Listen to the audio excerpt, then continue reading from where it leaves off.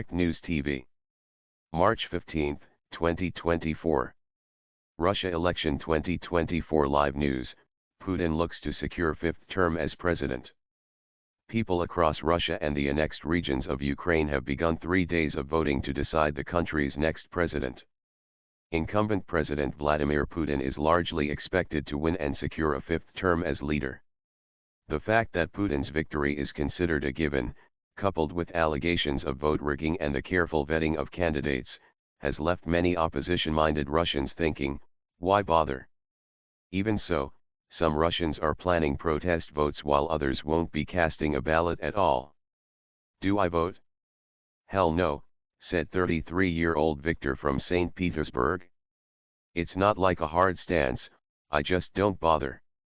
The thing with Russian political thinking, if you're against Putin, is that it's heavily infected with moralism. Like you must vote, just because you don't have any other ways to express your indignation. He believes that such imperatives don't have any firm ground beneath. I just forgot about elections at all, added a friend of Victor's. Russia's economy defies sanctions, critics. Russia's success in evading Western sanctions has helped its economy far outperform expectations ahead of Putin's all-but-certain re-election.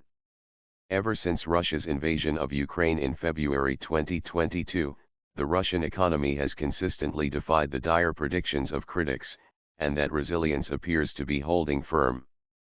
At the start of the war, the International Monetary Fund expected a prolonged recession, forecasting the economy to contract by 8.5% in 2022 and 2.3% in 2023.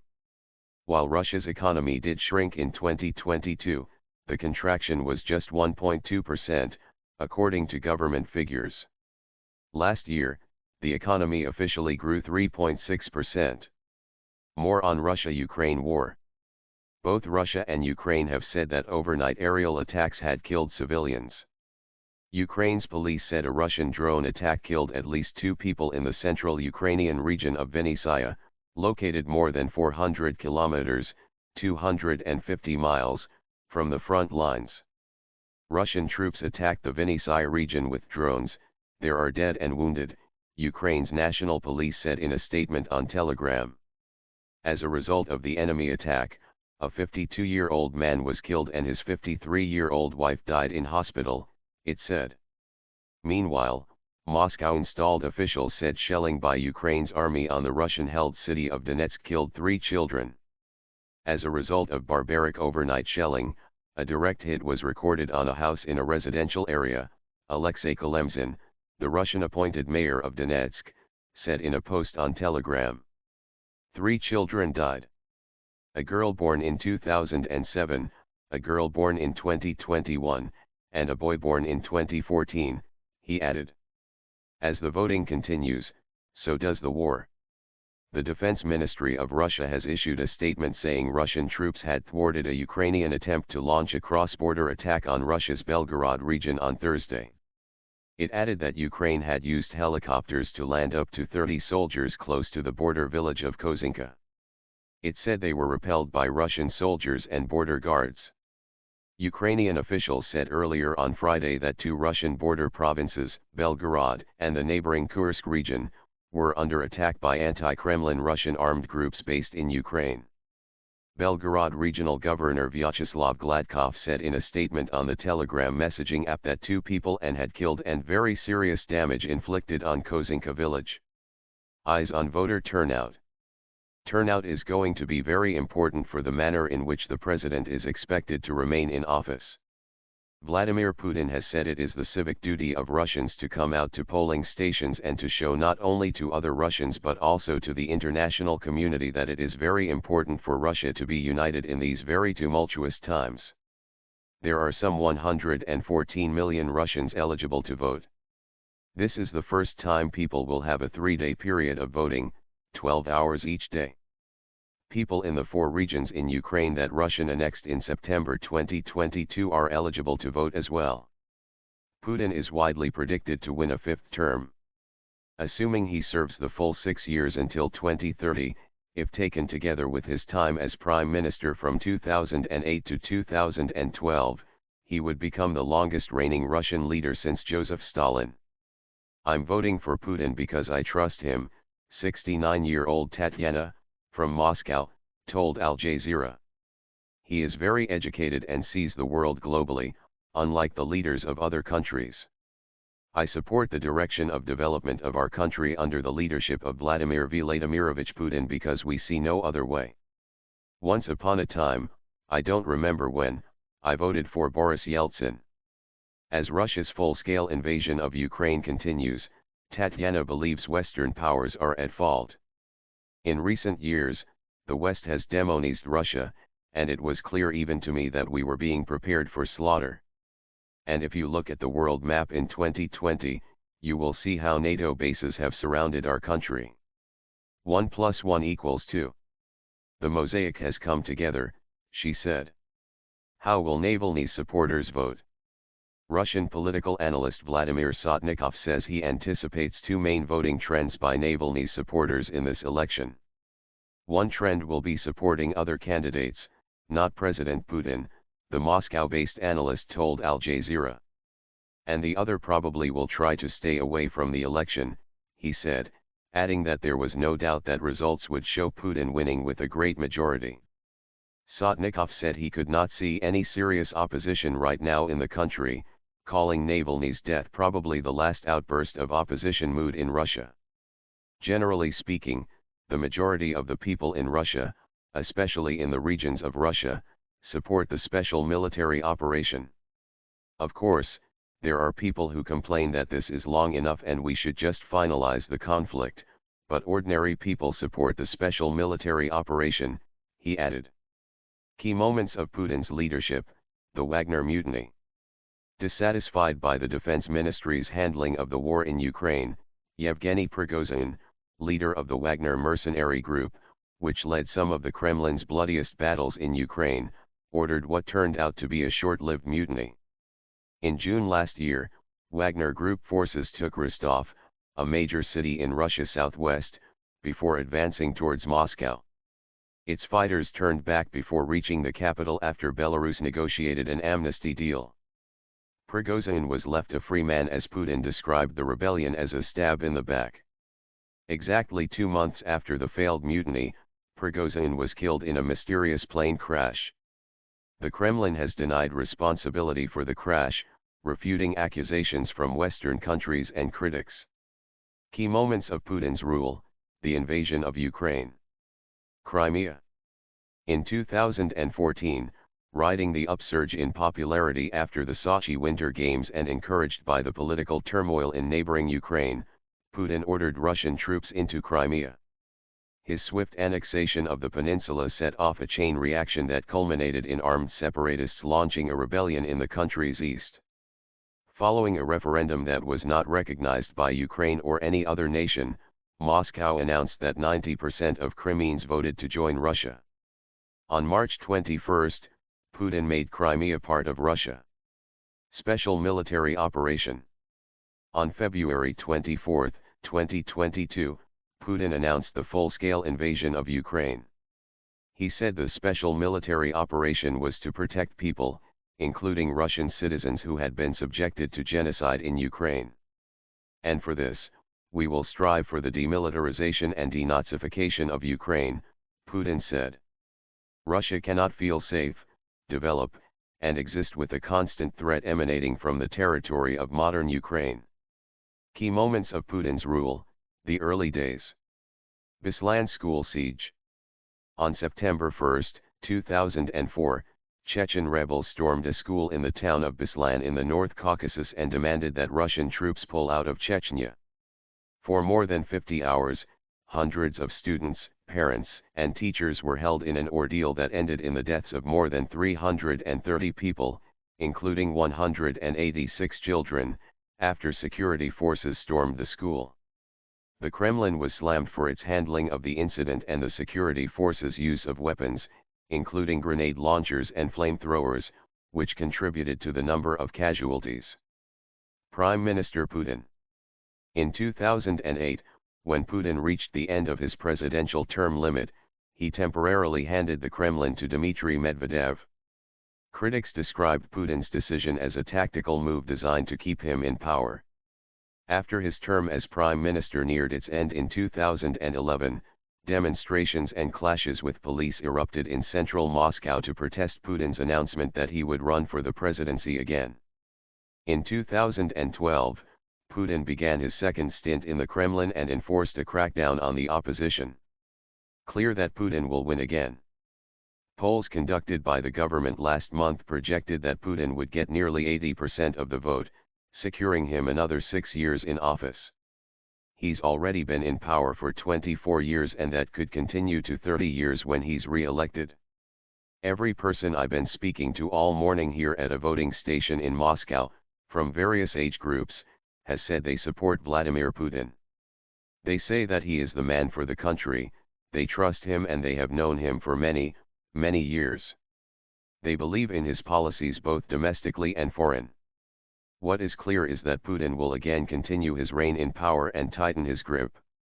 For the first, there have been no international monitors allowed inside Russia. There is no real opposition, the voices have been silenced in one way or another in Russia when it comes to criticizing the war in Ukraine and the policies of Putin. Elections in Russia cannot be considered genuine. Olga Tokaryuk, a Chatham House OSUN Academy Fellow in the Ukraine Forum, said elections in Russia do not have any legitimacy and cannot be considered genuine, as their result is predetermined. There is no doubt that Putin will remain in power. Therefore, no change of policy or Russia's conduct of war in Ukraine can be expected. Russia's goal remains unchanged, complete destruction of Ukraine as an independent and sovereign state, Tokaryuk told Al Jazeera. Any results of the vote conducted by Russia in the occupied territories of Ukraine will not be legitimate and shall not be recognized by the international community. Tokaryuk added that for Ukrainians, the election is not being taken seriously. Real change in Russia will not come automatically with the removal of Putin from power, it is only possible if Russia gives up on its imperialist ambitions and stops waging wars of conquest, which is not on the horizon, Tokaryuk added. Russia threatened expulsion of diplomats ahead of the vote. Last week, Russia's foreign minister summoned Lynn Tracy, the U.S. ambassador in Moscow, to warn her that the country would expel U.S. diplomats it deemed to be interfering in its internal affairs. In a statement, the ministry said it would look out for subversive actions and the spread of information related to the election and the war in Ukraine. It said such behavior would be firmly and resolutely suppressed, up to and including the expulsion as persona non grata of United States Embassy staff involved in such actions. Kremlin promises to stop any attempts to interfere in its elections.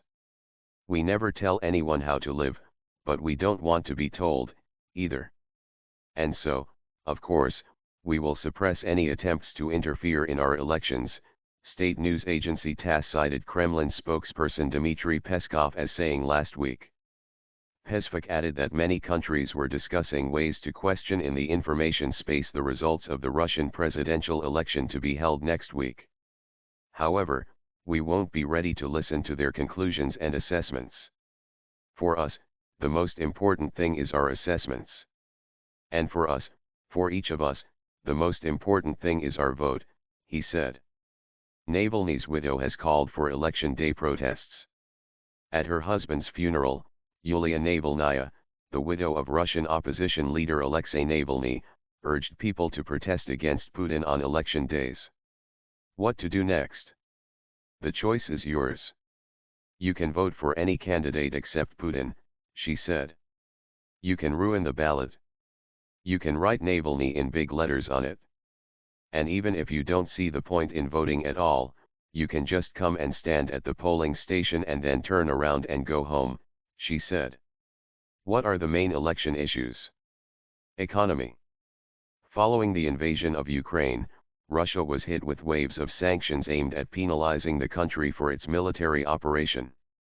But despite the difficulties, Russia's economy has proved resilient. While contracting 1.2% in 2022, it grew 3.6% and is expected to outpace all the Group of 7, G7, countries this year. Non-oil and gas budget revenues also rose by 25% in 2023. Still, in a speech to politicians in February, Putin pledged to revitalize the economy and boost natural resources, as growth relies heavily on state-funded arms and ammunition production for the war in Ukraine. Unemployment.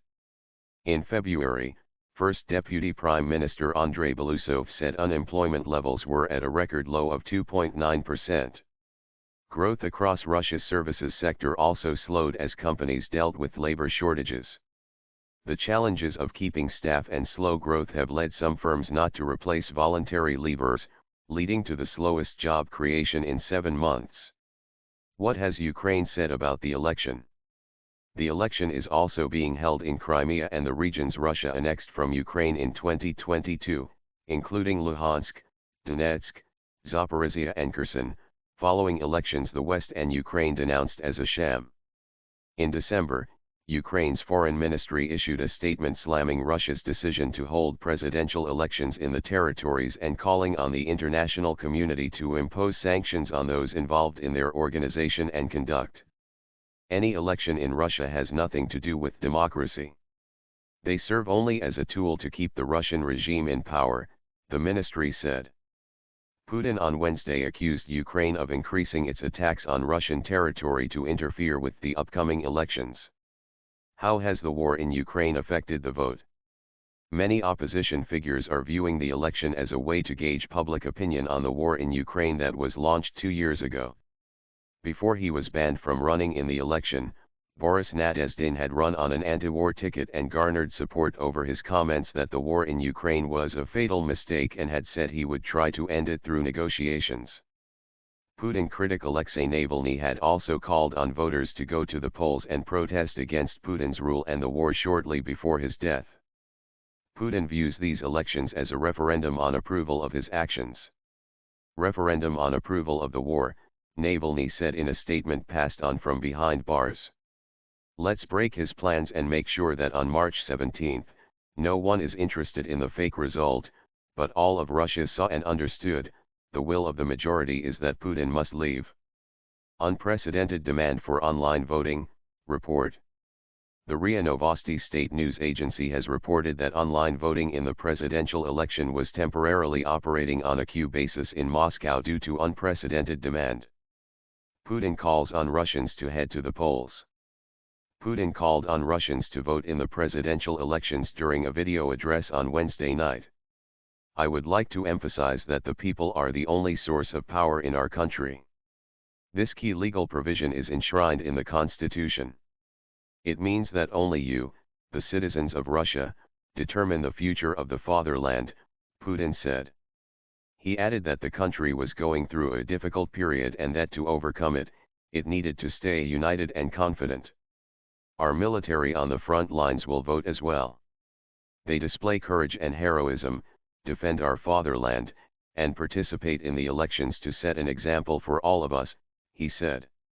So, I urge you to exercise your right to vote during the next 3 days. Polling stations will open everywhere, in every city, town, and village of our large country. How long has Putin been in power? Putin has been in power since 2000 and was re-elected in 2004, 2012 and 2018. Serving 2 4-year terms and 2 6-year terms. In 2021, Putin signed a decree allowing him to run for 2 more presidential terms in office and, if successful, extend his rule until 2036. This election marks the first of those 2 additional terms. If he wins this election, it will make him the longest ruler of Russia since Joseph Stalin. Putin also served as prime minister from 2008 until 2012 under then-President Dmitry Medvedev but effectively remained Russia's political leader during that period. Who is Vladimir Putin? The 71-year-old former Secret Intelligence, KGB, agent started in politics after working as an aide to Anatoly Sobchak, his former teacher who became his mentor and St. Petersburg's mayor in 1990. Throughout the 90s, Putin continued rising up through the ranks.